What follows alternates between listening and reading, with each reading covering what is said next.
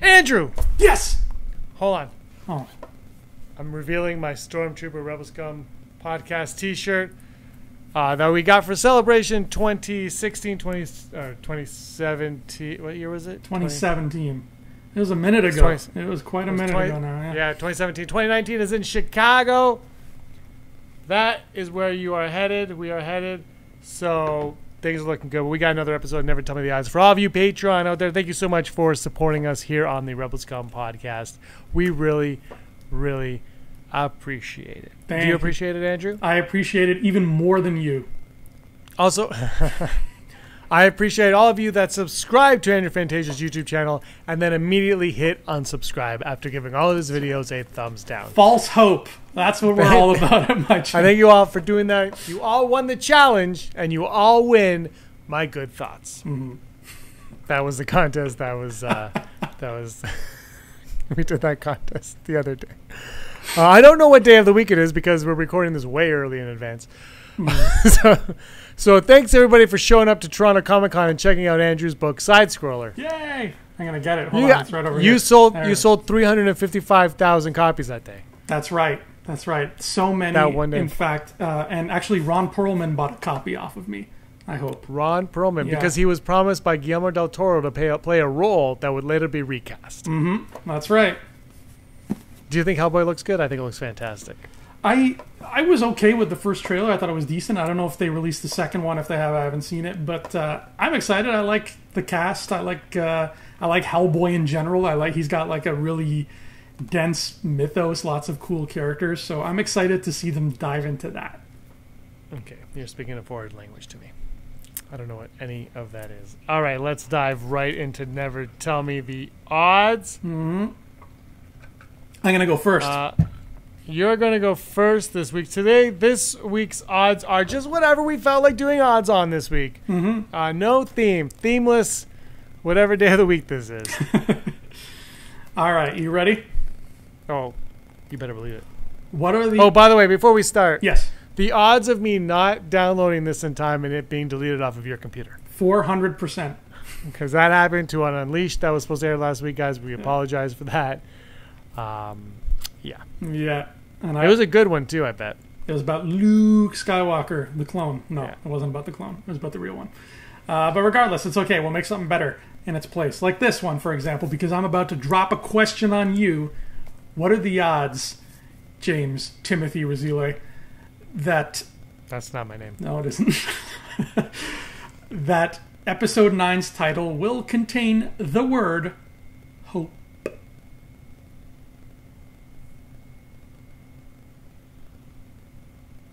12.5. My hands are in the air. 12.5. I dropped it. 12.5. Okay, first of all, from a personal perspective, I hope no. And I know it's like, well, it bookends it, but it doesn't really. Phantom Menace is actually number one. Mm-hmm. So really, you're just giving me hope 6 movies later after 9 movies. Not cool. Not cool. Although they did that with Revenge of the Sith, Return of the Jedi, so... What if it's called The Phantom Hope? I don't know. I'm not going to lie. Going into The Force Awakens, I never really considered the title too much. Mm-hmm. Last Jedi, same kind of thing. This one, I'm like, I really don't know where they're going to go with this title. I'm hoping it doesn't have the word hope in it, but I can also see it having the word hope in it. But do you have an idea? Like, if you were to title this movie with hope, what would your title be? The Last Hope? I really like Spark of Hope. I know that's one of the popular ones being thrown around. Something about it, like I like it. I remember, I think it was you or Brock who was saying it sounds kind of like a cartoon. Like it sounds kind of... Well, it's a Rebels episode, Spark of the Rebellion. But doesn't that also insinuate that this is like the beginning of something? It does. Yeah, it does. That's the thing. These titles are so hard, and I don't envy anybody who has to actually come up with them, whether it's JJ or something else.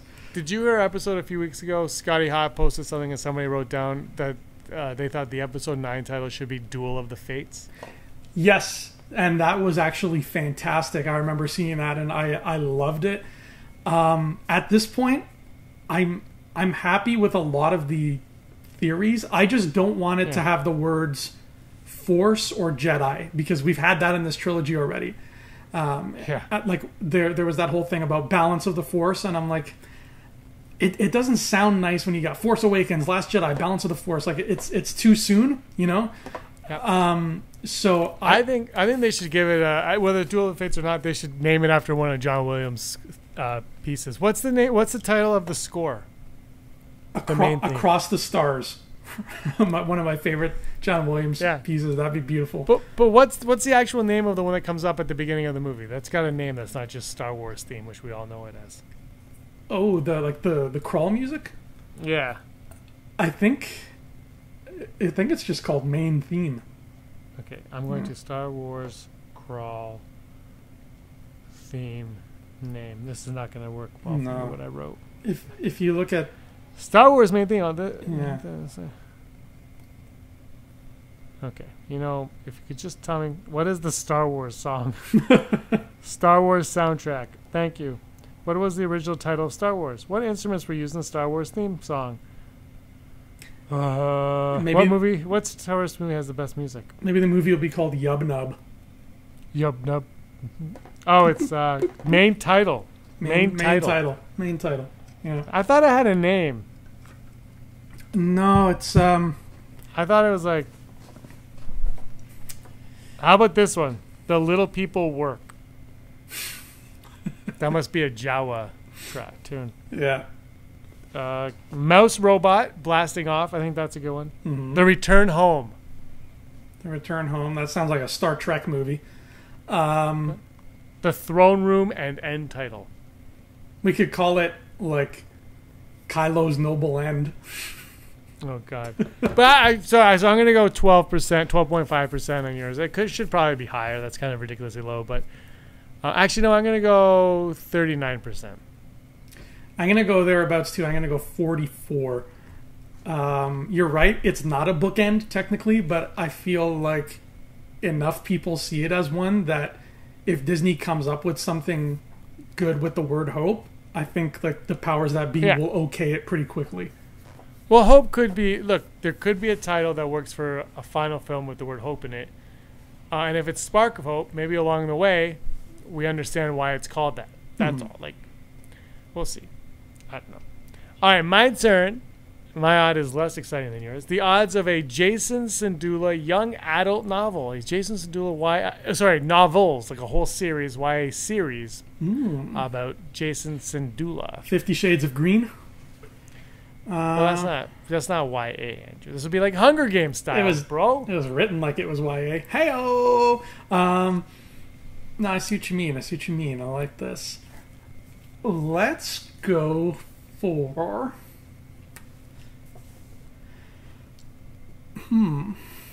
Let's say 48%. Wow. I think it's very likely. I think it will be not a series at first. I think they'll release one as a young adult and people will love it, and then they'll make like 2 or 3 more. 11%. Wow. Okay. I think if there was going to be one, we would have heard of it by now. Is this a character that's getting much traction out there? Well, for Rebels fans, yes, because it was such an emotional ending, and then he's sort of the payoff of that. He's like a physical manifestation of the emotion that we felt for Caleb Doom there and Hera.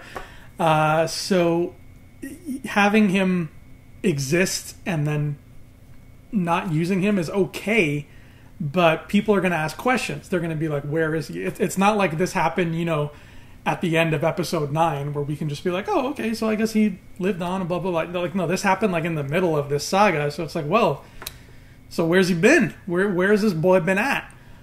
And, inquiring minds are just curious. That's all.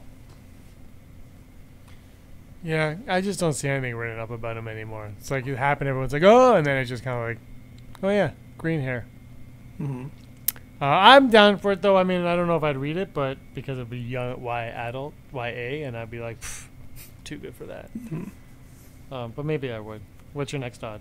Oops, I opened up the wrong thing. My next odd is kind of mean, but I'm going to do it anyway. What are the odds that Star Wars Resistance will make it past season 2?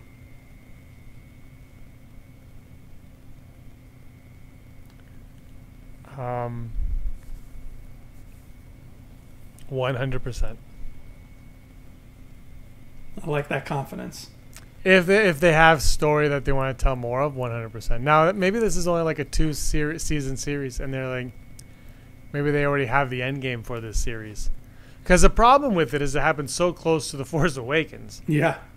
Like I'm talking to Brock. Brock says they pretty much already coincide. Like they've already like hit each other basically. Yeah, the one that came out last week, I think, last week's episode, like Poe took BB-8 and he's like, hey, I gotta go to Jakku, Leia's sending us there. So like it's Force Awakens is about to happen like today.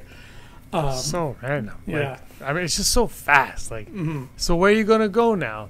We know what happens, and we know like it's weird. So I think if they know how it's gonna end and it ends in season 2, it'll end next year. But I think though that they're gonna go at least 3. See, I'm a little bit confused. I don't know, because like I'm like 99% sure that season 2 is already made. I think it is. Like I think it's coming out, in September.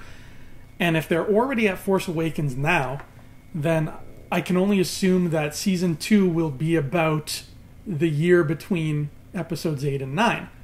Maybe it could take place while The Force Awakens is going on, though. It could. You're right. It could, and it could take place a little bit in the middle of Last Jedi as well.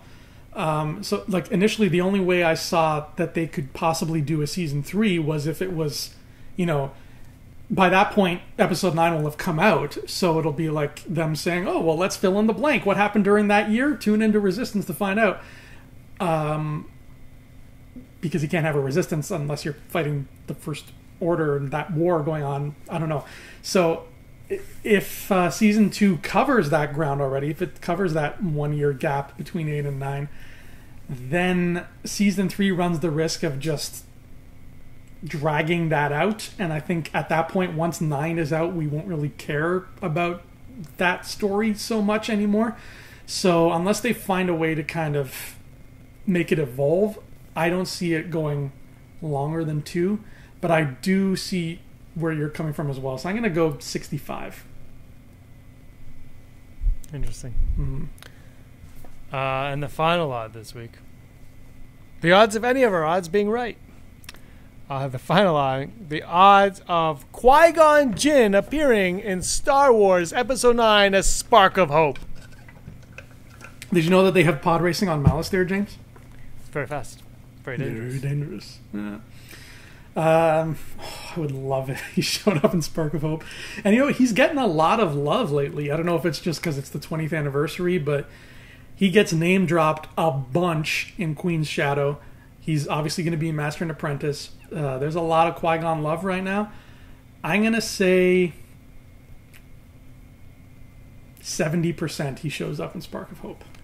That is, I need to know why. I think that he is, even though he's only in one movie, he's very front and center in the minds of Star Wars fans, and in particular prequel fans. Like Obi-Wan and Anakin are the stars of the prequels, sure, but they exist outside of the prequels too. They exist in other things, whereas people like Qui-Gon and Padme only exist in the prequels. So his presence would be like basically a shout out to that. It's like everybody right now who's loving the prequels, Qui-Gon is like at the forefront of that, and now Padme because of the book. So I think that kind of love is going to filter up to the people making 9, and I think they get that, and they're going to, when they say, there's going to be reference to all 9 movies, I think that is a stronger reference to episodes 1 through 3 than, say, like seeing Ewan McGregor as Obi-Wan, because he's kind of all-encompassing, you know what I mean? He's everywhere in Star Wars, whereas Qui-Gon is the prequels in a manner of speaking. And Ben Quaternaros. I'm going to end this episode's odds the way I ended the last episode of the Never Tell You. I'm going to go full Brock on this one. I think it would be absolutely fitting to see Qui-Gon and Jinathan appear on Star Wars Episode 9, Spark of Hope, Duel of the Fates, A New Home, Away Home, Somewhere Home, Homeward Bound, The Incredible Journey. But I also am like, I can also see them not doing that. We all were speculating on Anakin being in The Last Jedi, and perhaps Anakin appearing in Rogue One, and they had a chance to put him in Rogue One, and they're like, cut it before we see his face. Yeah. So it's like, okay, so are we going to get that or are we not going to get that? And I would say whatever we get in Episode 9 is going to be phenomenal, whether or not it has him, but I got to go full Brock on this one, because I think there's a lot of ways for it to work, but I think there's also a lot of ways for it not to work as well. Just don't shoehorn Qui-Gon in there because you feel like you have to shoehorn Qui-Gon Jinn in there. Who, by the way, he sets in motion the events of the galaxy because of because he took in Anakin Skywalker as a child, because of him, because he disobeyed the Jedi Council. Because of all that, we are where we are. So for me, it makes a lot of sense for him to be there. But again, there are ways for it not to make so much sense. And he's not a Force ghost. He's just a Force voice, unless he's on Mortis. So yeah. And he kind of invented Force ghosts, so we have him to thank for that. Yeah. Yeah, so I don't know. Maybe there's a cool scene where he talks to Rey. Oh, wicked. Right? So anyway, that has been this week's episode of Never Tell Me the Odds.